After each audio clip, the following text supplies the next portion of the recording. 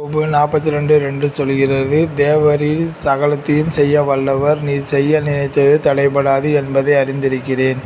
உம்முடைய கரத்தின் கிரியைகளின் மேல் நீர் அவனுக்கு ஆளுகை தந்து சகலத்தையும் அவனுடைய பாதங்களுக்கு கீழ்ப்படுத்தினீர். கர்த்தர் சகலத்தையும் தமக்கென்று படைத்தார். கர்த்தரை தேடுகிறவர்களோ சகலத்தையும் அறிவார்கள். அவர் சகலத்தையும் அதினதின் காலத்திலே நேர்த்தியாய் செய்திருக்கிறார். கர்த்தருடைய நியாயப்பிரமாணத்தின்படி சகலத்தையும் அவர்கள் செய்து முடித்த பின்பு விசுவாசிகள் எல்லாரும் ஒருமித்து சகலத்தையும் பொதுவாய் வைத்து அனுபவித்தார்கள். எல்லாருக்கும் ஜீவனையும் சுவாசத்தையும் சகலத்தையும் கொடுக்கிறவர் அவர். அன்பு சகலத்தையும் தாங்கும், சகலத்தையும் விசுவாசிக்கும், சகலத்தையும் நம்பும், சகலத்தையும் சகிக்கும்.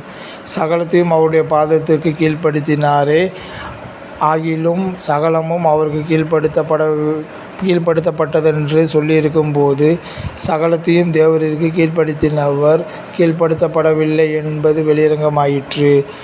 இப்படி சகலத்தையும் நமக்காக செய்து முடித்த தேவனுக்கே மகிமை உண்டாவதாக. ஆமென்.